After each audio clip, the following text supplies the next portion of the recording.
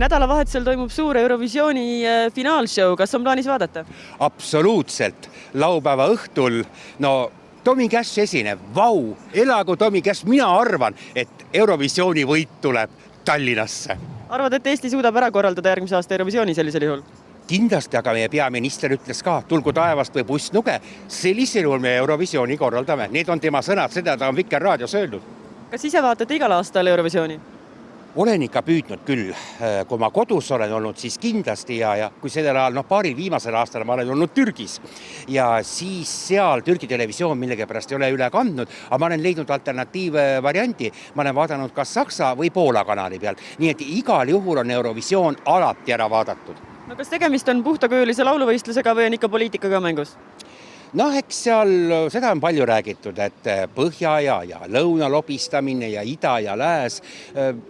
Ta ei ole kindlasti enam see, nagu ta alguse sai, et see on ikkagi läinud riikide vaheliseks kokkuleppeks, aga nagu Juhan Paadlam ütles, see on telesaade, see on show ja see peabki olema atraktiivne, sul peab olema loovust ja ma tulen jällegi Tommy Cashi juurde. See on fantastiline, kuidas ta on suutnud lahendada loominguliselt selle asja ära.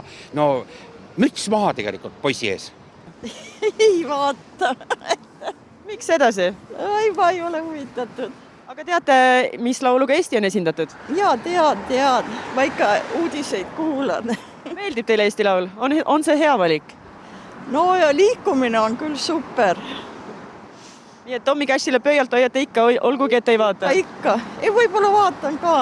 Finaali vaatan, aga teisi ei vaata.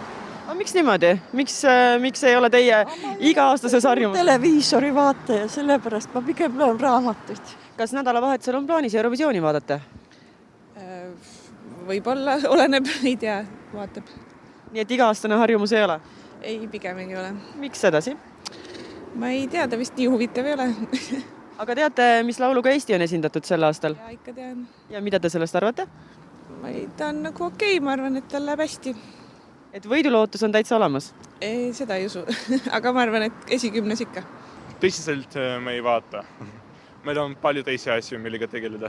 Nii et Eurovisiooni vaatamine on pigem aja raiskamine? Ma ei arva nii, aga mul on lihtsalt nii palju teisi asju, et mul ei ole lihtsalt aega. Aga teate, mis lauluga Eesti on esindatud sel aastal? Ikka teame. Mi amore, espresso macchiato, por favore, ja teame ikka. Usute, et meil on võidulootust? Jaa, usume. Ikka. Elagu Eesti. Ja plaanin. On see selline iga-aastane tegevus teie jaoks? Ei ole. Iga-aastane ei ole olnud. See aasta vaatan. Millest selline otsus? See on ikka Tommy Cashist. Usute, et Tommy Cash oli hea valik Eestile? Ma usun küll, jah. Ta on teistmoodi. Et meil võib isegi võidulootust olla? Lootus on alati. Kas Eurovisiooni näol on tegemist teie hinnangul puhta lauluvõistlusega või on seal ikka poliitika ka mängus? Mina olen küll vaadanud teda kui show'd lihtsalt. Et ma ei ole nii otseselt poliitikaga sidunud teda, aga kindlasti seal on mingeid jooni.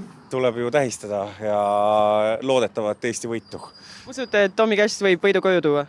Ma arvan, et tal potentsiaal ikka on. Kas Eurovisiooni näol on teie hinnangul tegemist puhtakujulise lauluvõistlusega või on see ikkagi poliitikast läbi imbunud? Eks need sõprussuhted on kõikidel konkurssitel olulised, aga kas ta ainult on lauluvõistlus, ma ütleks, et seal on väga suur rõhk ka lavalisel show'l. Kuidas on plaan endal seda vaadata, tavaliselt koos sõpradega või üksi kodus teleka ees?